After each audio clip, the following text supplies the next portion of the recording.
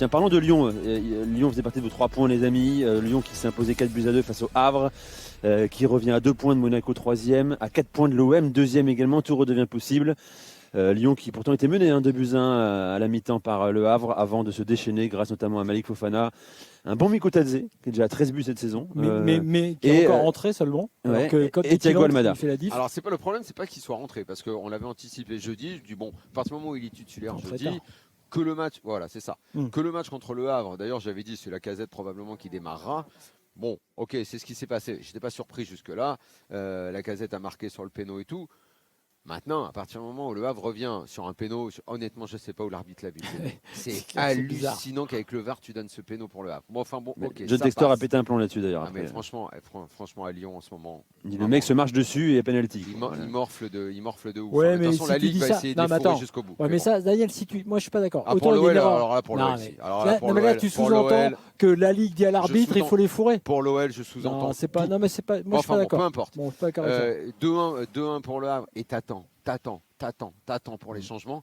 Là, en revanche, je me suis dit, oh, il est fou. Si jamais il ne gagne pas ce match contre le Havre, c'est une opportunité énorme. On en était là. Parce que Lyon faisait une prestation pas dingo, mais normale, mais qui était supérieure au Havre. Tu te dis, bon, ils doivent le gagner, mais ils sont restés menés longtemps. Ça a basculé d'un seul coup, mais ça a mis trop de temps à basculer. Ça a mis trop de temps pour changer, pour faire rentrer Fofana, pour faire rentrer Mikotadze, pour faire...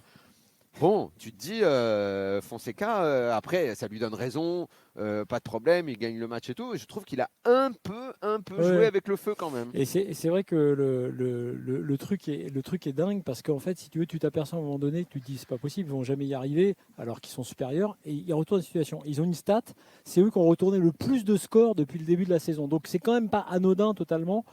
Par rapport à leur mental et à leur caractère, ce qu'ils ont fait aujourd'hui, franchement, et ce qu'ils font depuis quelques temps, y compris contre Nice, ils sont pas bons, moi je trouve, en fait, au début. Mais derrière, c'est quand même eux qui gagnent. Le fait d'être mené, de revenir, j'avais une stat, je vais retrouver sur le fait qu'ils ont fait ce genre de remontada, entre guillemets, enfin de 37 points marqués, 37 points marqués cette saison après avoir été mené. C'est dingue. C'est fou. C'est pas totalement anodin, si tu veux, dans le mental. Et puis Thiago Almada, quand même, aussi. Oui, voilà. Mec, attends, là, il y a un truc, ça change la face de l'équipe.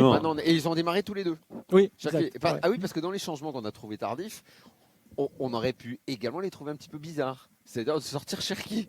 Ouais. Alors que tu avais quand même envie de voir Cherki avec Mikotadze, ça marche plutôt bien leur association. Donc Fonseca fait des trucs un petit peu bizarres. Fonseca, moi, ça c'est bien fini pour eux. Ils cherchent encore. Ouais, mais la période, sauf que Fonseca, 7 victoires en 9 matchs. La période, elle est quand même ça va bien. Ça va bien. Ils vont revenir pour jouer la zone Ligue des Champions et c'est très important pour l'OL, même si je pense qu'on leur mettra des bâtons dans les roues jusqu'au bout du bout. Et enfin, s'ils gagnent leur match, on va pas bâton dans les roues. Almada. Admettons que c'est une erreur d'arbitrage. Il est là. Almada. Oui. Attention les gars. T'as une erreur d'arbitrage, ça arrive dans les matchs. Des erreurs d'arbitrage, il y en a. Et moi, la réalité du début. On va continuer à regarder les matchs. Non mais attends, la réalité du début. Pas toi Daniel, pas dans le complot. J'ai eu ce débat. C'est-à-dire. Non mais attends, j'ai eu ce débat. Ça veut dire qu'on va mettre des bâtons dans les roues au Lyonnais. Ça veut dire que les arbitres peut-être. Non, on peut pas. De DNCG, on parle d'arbitrage. Ah oui d'accord, ok. Alors là-dessus je veux bien, mais sur le reste, on y est sur le reste, pardon, mais on y est à 1000%. Pas de théorie du complot. Non mais pas de théorie du complot sur l'arbitrage en disant la Ligue a dit aux arbitres de leur filer sur le reste, on est d'accord ou pas sur la LFP, sur les postes de réclamation. Bon, alors soyons sérieux quand même. Pour revenir au match, il y a des gars tout de suite qui me disent alors tu dis rien là, ce penalty, machin. Je dis peu importe, il n'y a peut-être pas penalty, sans doute d'ailleurs qu'il n'y a pas penalty. Mais ce qui est important de noter sur cette mi-temps, c'est que Lyon n'était pas bon. C'est que Matic faisait sa sieste. C'est ça qu'il faut noter. Et qu'après, ils sont bons et qu'ils marquent 4 buts. Et que ce n'est pas l'histoire de ce pénalty qui compte. Non, mais d'accord. Non, ils sont meilleurs, ils gagnent. Si tu ne marques pas, non, mais d'accord, Flo. Mais des fois, ça peut te plomber quand même. Oui, bien sûr, ça peut. Je suis d'accord. Bien sûr, ça peut te plomber. Sauf que il faut analyser. Au lieu d'analyser De Shepi, moi, je vous propose d'analyser cette première mi-temps où Tolisso et Matic. Qui donne un péno et Tolisso et Matic, c'est ça dont il faut parler. Le milieu de terrain lyonnais qui dormait la première période, c'était incroyable. C'était incroyable. C'est pour ça que c'est génial parce qu'on s'arrête et on a raison sur la stat, les 37 points pris après avoir retourné les situations, sur les 4 buts, sur Mikotadze, sur son entrée, sur le fabuleux Thiago Almada, que j'adore. Mais tu vois aussi un Lyon en première période, tu dis mais pourquoi ils sont comme ça? Et comme d'ailleurs le premier mi-temps contre Nice, il y a peut-être le match de jeudi, peut-être qu'il y a ça. Mais tu as raison que ça se reproduit. Et Péry d'ailleurs, parce que Nice, ils ont morflé également pendant toute la première partie du match. Tu as raison. Il faudrait qu'ils soient Mikotadze. Et ils ont un match compliqué la semaine prochaine. Non, alors, d'abord il y a une trêve internationale, pardon. d'accord. Après la trêve, il y a le match à Strasbourg, c'est ça? C'est ça. Je crois qu'il y a le match à Strasbourg qui va être très important parce que Strasbourg est, et attention, Strasbourg est en train de recoller. 7e, 43 points, à 2 points de Ils sont Lyon. dans le groupe. Ils sont pas À loin, 4, hein. Strasbourg et ce soir à 4 points avec des champions. Place. Ouais, Alors exactement. Gilbert qui nous parle de Ligue Europa Conférence, c'est peut-être qu'il voit passer haut. Si, maintenant il voit haut. Non, il voit Il voit où, ça y est il C'est est pour ça, parti il Ligue voit des tellement Champions. haut, il est parti en vacances, Ouais. il est parti pour se ressourcer, pour Non, mais pour revenir et assister au miracle. C'est dingue cette propension à partir en vacances quand les Bleus jouent. Non mais attends, il a c'est fait fou. une halte, il a fait une halte à Lourdes.